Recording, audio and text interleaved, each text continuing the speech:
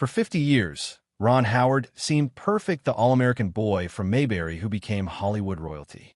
But in his latest interview, he revealed the dark hiding behind the smile, the devastating choice he made in 1991 that still haunts him, the family member he almost lost to addiction while he was winning awards, and the moment on set when his body gave out. Ron's confession of what really happened during those missing months will break your heart. Ronald William Howard was born on March 1st, 1954, in Duncan, Oklahoma. And from the moment he opened his eyes, the room already spoke in dialogue. His father, Rance Howard, had adopted Howard as a stage name back in 1948 before joining the Air Force. His mother, Jean Spiegel, trained as an actress and married Rance in 1949 in Winchester, Kentucky.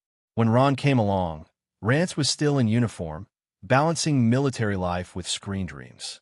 But even before Ron learned to talk, he was already on film. At just 18 months old, he made his screen debut in a Western called Frontier Woman, filmed between late 1955 and early 1956. That set wasn't just his first job. It was the start of a life where childhood and camera marks blurred into one. While other toddlers learned to walk, Ron was learning where to stand under the lights.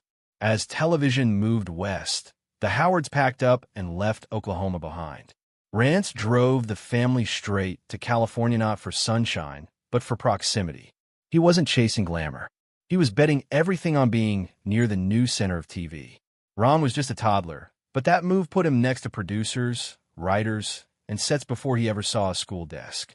He was already working on Playhouse 90 before grade school. And by the time his brother Clint was born on April 20th, 1959, in Burbank, the family's plan was working. Their earnings were managed in-house. No studio guardians, no outsiders, just a father carefully balancing his own acting roles with being the one-man support crew for his son. Rance took more than 140 film jobs and 177 TV appearances, not to chase fame, but to stay close to Ron's world, to keep things moving. Then came October 3rd, 1960. Ron was 6. That night, America met Opie Taylor for the first time on The Andy Griffith Show. On paper, Ron was just another child actor credited as Ronnie Howard. But the connection was different. On set, something deeper happened. Rance didn't just drop his son off. He challenged the writers. After an early read-through, he told the producers the show's father-son scenes felt fake. Andy Griffith listened. They shook hands on something real. Andy and Opie's relationship would mirror Ron and Rance's. That handshake built the show's soul. Over the years, Rance even guest-starred 5 times, staying close while Ron handled scripts and schedules most grown-ups would buckle under. For 8 seasons through 1968, Ron didn't just grow up. He lived inside a television childhood shaped by love, work, and adult expectations dressed in small-town stories. Their home in Burbank wasn't some star palace. Ron went to Robert Louis Stevenson Elementary, then David Starr Jordan Junior High, and later John Burroughs High School. The family ate meatloaf and fish sticks and saved money like actors who knew it could all end tomorrow. Scripts were piled near the dinner table, but Rance and Jean kept rules. No hired guardians, no stage parent chaos. Ron played park league sports when he wasn't memorizing lines. Clint joined the industry, too, quietly building a career with over 200 acting credits. They were brothers, but also co-workers, learning early what it meant to punch a clock with cameras. Ron's way of working didn't come from child star instinct. It came from training. Rance taught him how to listen, how to pause, how to respond like a person, not a performer. When Ron landed the role of Opie, it was because he didn't act like a kid actor. He just acted. Producer Sheldon Leonard noticed right away. He said Ron didn't try to be cute. He just told the truth. That's what Rance drilled into him. Be truthful, not cute. Even at 6, it showed. Ron's early pay was in the low hundreds of dollars per episode, but it climbed as the show became a hit. He was still losing baby teeth when fans stopped him in Burbank asking for autographs. But while his face was on screen, his childhood was quietly slipping away.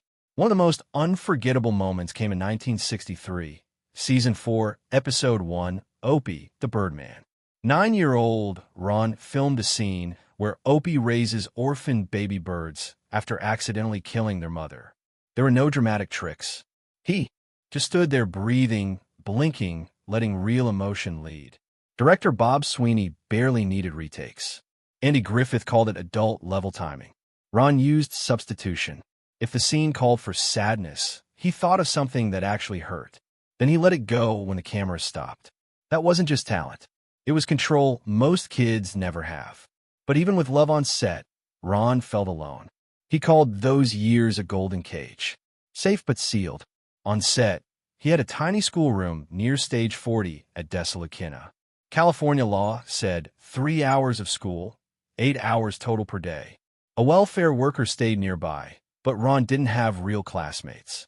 He did math while grips rolled dollies. At lunch, he sat with his dad or the prop guy. Andy would play guitar.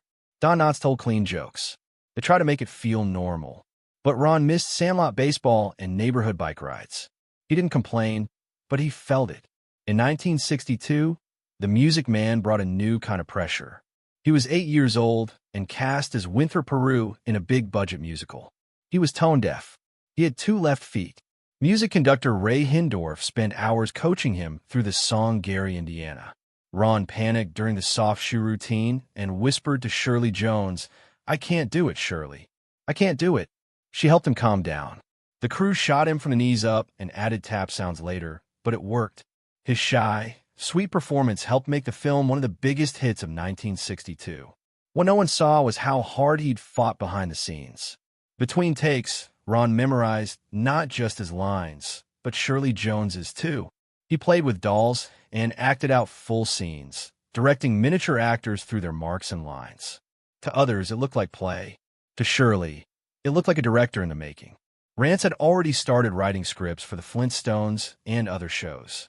He taught Ron how to break down a scene, how to understand a character's reason for every word. Those lessons didn't disappear. They stayed buried until Ron started directing films like Grand Theft Auto at just 23. By 1966, Ron tried something new. He joined the Monroes, a Western series filmed in the Wyoming Rockies. It was rough, real terrain. He learned horseback riding by watching ranch hands. The location was expensive. The series only lasted 26 episodes before NBC canned it in 1967. Ron was 13. For the first time, he felt rejected. The Andy Griffith Show was still going strong, but the Monroes hit him hard. He thought it was his fault. That sting stayed with him. In 1968, the Brady Bunch pilot came calling. Ron was offered an audition. He turned it down, not because he didn't want it, but because his parents said no. Rance and Gene made a rule. Either of them had to be home every day between 9 a.m. and 6 p.m. If a job came in, they wanted balance. They wanted him to grow up normal. Ron wanted that, too. At 14, he craved school, space, friends. He passed on the audition, and it might have saved his career because by 1974, he became Richie Cunningham on Happy Days, the role that carried him into his teen years and gave him the money and freedom to step behind the camera. In 1969, Ron's agent pulled something big off. He got Ron residuals from the Andy Griffith Show reruns, about $50,000 a year. That was more than Sandy Koufax earned at his peak in baseball.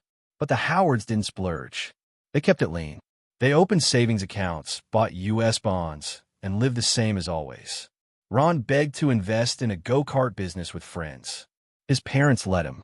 He lost about $25,000. That was his first lesson in risk. Acting made him money, but managing it, that was a different story. That lesson stuck. On April 1st, 1968, the final episode of the Andy Griffith Show aired. Ron was 14. He knew the set by heart. He knew where every light hung and where every grip stood. That last week felt heavy. People kept call sheets as souvenirs. Andy and Ron stayed late talking baseball. Their on-camera goodbye was quiet, but something felt like it ended for Ron. He had lived his entire childhood 48 feet from a camera lens. Now he had to be a teenager. And within 2 years, he was already balancing school with auditions. The day they took down the Mayberry sets, the next chapter had already started. In 1974, Ron Howard was just 19 years old when he walked into Gary Marshall's office and changed course in his life. He didn't read the lines like the others. He just sat down and ordered a cherry phosphate like he'd been going there every day. The chemistry with Henry Winkler was instant. It wasn't in the script, but it didn't matter. For 12 minutes, Ron became Richie Cunningham, and Marshall saw it. ABC had their doubts. They were worried this kid from Mayberry couldn't pass for a teenager anymore. But Gary Marshall pushed back, and Ron signed a 5-year deal for $7,500 per episode. He beat out 35 other actors not by acting louder, but by sounding exactly like someone who'd help your grandmother with groceries. That's what got him 255 episodes. By season 5, in 1977, Ron had been playing that same cheerful teenager so long it started to feel fake. He was 23, playing a kid frozen in time while the real world was burning outside. Vietnam was everywhere, on the news, in the papers, and it didn't make sense that Richie never noticed. So Ron wrote a 3-page memo to ABC. He asked for real topics. He pitched a story of Richie facing the draft. They said no. Too political, too risky for advertisers. So the compromise came in glances. Richie reading newspapers about the war in the background, a passing comment about deferments. Ron felt stifled. Later, he would tell TV Guide it was like he couldn't breathe, acting like a happy teenager when the world wasn't happy anymore. That frustration planted something inside him. He didn't just want to act. He wanted control. He wanted to direct. In 1976, Fonzie was everywhere. Leather jackets were selling, posters, toys, lunchboxes, all adding up to $50 million in merchandise. ABC tried to rename the show Fonzie's Happy Days. Ron had seen this kind of thing before. His father, Rance, had fought for billing rights his entire career. So Ron stood up. He was making $15,000 per episode, but he told them he'd walk. He gave them 48 hours to keep the title the way it was. If they didn't, they'd lose him, and they risked a $500,000 contract breach lawsuit. Gary Marshall sided with him. The show wasn't just about Fonzie, it was about a family. ABC backed down halfway. The name stayed, but Fonzie got top billing in the credits. It was a silent win. Then, in October 1977, Ron got a shot. He directed Season 5, Episode 5, A Date with Fonzie. The budget was thin, just $10,000. 32 scenes, 3 days. He showed up with a shot list, so detailed the crew called it Spielberg level. One scene followed Fonzie through Arnold's diner in a 90-second tracking shot. Normally, that would take hours. Ron nailed it in 2 takes, saving $3,000. Ratings jumped by 12%. That meant 31 million people watched. ABC gave him 2